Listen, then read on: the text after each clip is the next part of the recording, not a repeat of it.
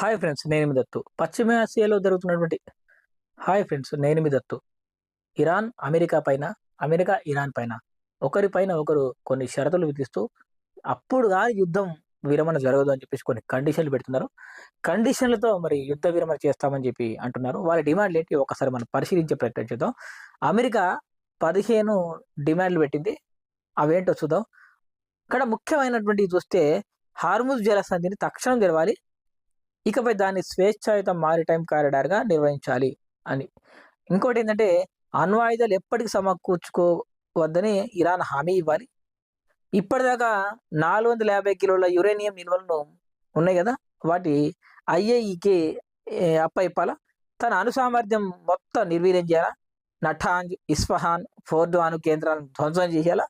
అణు కేంద్రాలను ఐఏఈఏ పూర్తి స్థాయిలో తనిఖీ చేసేందుకు అంటే విజిటింగ్ చేసేందుకు రైట్స్ ఇవ్వాలి. ఇరాన్ భూభాగంపై ఇంకెప్పుడు అణుశుద్ధి కార్యకలాపాలు జరగరాదు. క్షిపణి కార్యకలాపాలను నిలిపేయాలి.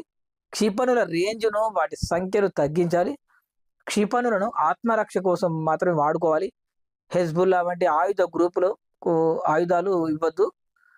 ఇకపై దన్నుగా నిలవరాదు. వాటికి నిధులు, ఆయుధాలు సమకూర్చరాదని చెప్తుంది. చర్చల్లో ఉపాధ్యక్షుడు జేడీ వ్యాన్స్, విదేశాంగ మంత్రి మార్కో రూబియో, పశ్చిమాసియా ప్రత్యేక దూత స్టీవ్ విట్కాఫ్, ట్రంప్ అల్లుడు జరేద్ కుష్నర్ పాల్గొంటారు అని చెప్పేసి అన్నారు. ఈ షరతులన్నింటికీ అంగీకరిస్తే ఇరాన్‌పై విధించిన ఆంక్షలను పూర్తిగా ఎత్తేసి మరి ఆ తర్వాత మీరు స్వేచ్ఛాయుతంగా మార్కెటింగ్ చేసుకోవచ్చని ట్రంప్ ప్రతిపాదించారు. పౌర అణు కార్యకలాపాలకు కూడా మేము కొంత సహకరిస్తామని చెప్పేసి అమెరికా చెప్పింది. కానీ అమెరికా మాట ఎవరింటాడు? మరి ఇరాన్ డిమాండ్లు ఏందో చూద్దాం. ఇరాన్‌పై ఆంక్షలు అమెరికా పూర్తిగా ఎత్తేయాల. ఇరాన్ నేతలు, అధికారుల హత్యలను పూర్తిగా నిలిపేయాలి. తమపై యుద్ధానికి దిగినందుకు భారీగా నష్టపరిహారం చెల్లించాలి. ఇరాన్‌పై ఇక ముందు దాడికి గాని, ప్రభుత్వ మార్పు యత్నాలకు గాని దిగరాదు. హెజ్బుల్లాపై ఇజ్రాయెల్ దాడులు ఆగాలి.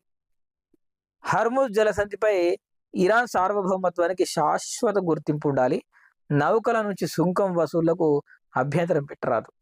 బాలిస్టిక్ క్షిపణులు గాని, యురేనియం శుద్ధి కార్యకలాపాల నిలిపివేతకు పట్టుబట్టరాదు.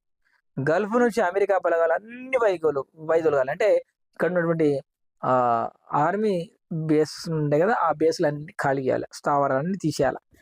అలాగే గల్ఫ్ సముద్ర జలాలపై అమెరికా ఎట్టి పరిస్థితుల్లో పెత్తనం చేయరాదు.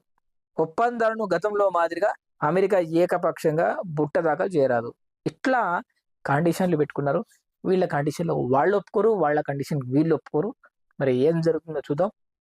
మరి ఒక రకంగా ఇరాన్ దగ్గర యురేనియం ఉంది. అణుబాంబులు తయారు చేసుకుంటే ప్రపంచానికే ప్రమాదం అంటున్నారు. మరి అమెరికా దగ్గర కూడా ఉన్నాయి కదా. అమెరికా ఆల్రెడీ జపాన్ మీద ప్రయోగించి కొన్ని లక్షల మంది ప్రాణాలు తీసింది కదా. మరి దీన్ని ఏమనాలా? సరే, ఐఏఈఏలో సంతకం చేయనటువంటి దేశం ఏది? ఇజ్రాయెల్. మరి ఇజ్రాయెల్ దగ్గర కూడా అణుబాంబులు ఉన్నాయి కదా. మరి వాళ్ళ దగ్గర ఎందుకు? వాళ్ళ దగ్గర ఉంటే ప్రమాదం కాదా? అమెరికా దగ్గర ఉంటే ప్రమాదం కాదా? చైనా దగ్గర ఉంటే ప్రమాదం కాదా? ఇరాన్ దగ్గర ఉంటే ప్రమాదమా? మరి అంతకంటే ప్రమాదకరమైన దేశం పాకిస్తాన్ కూడా ఉంది కదా. మరి పాకిస్తాన్ ప్రమాదం కాదా? సో ఇవన్నీ ఆలోచించాలి.